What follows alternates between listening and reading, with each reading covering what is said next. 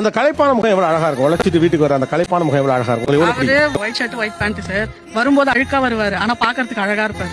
அந்த வேர்வையில வரும்போது காலையில 6 மணிக்கு ஒரு 4 வடையை புடிச்சுக்கிட்டு வருவாரு சார்.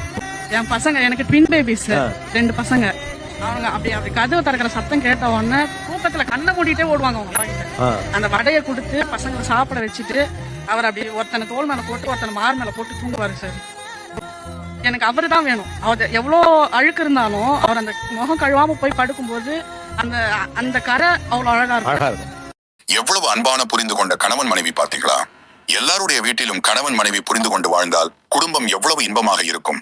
இதை குறித்து பரிசுத்த வேதாகமத்துல கர்த்தர் என்ன சொல்லி இருக்கிறார் என்று பார்ப்போம். வீடும் ஆஸ்தியும் பிதாக்கள் வைக்கும் சுதந்திரம். புத்தியுள்ள மனைவியோ கர்த்தர் அருளும் ஈவு. மனைவியை கண்டடைகிறவன் நன்மையானதை கண்டடைகிறான். கர்த்தரால் தயையும் பெற்றுக் கொள்ளுகிறான். எல் ஷடாய் மினிஸ்ட்ரிஸ் இந்தியா சேனலை சப்ஸ்கிரைப் செய்யவும். நன்றி, வணக்கம்.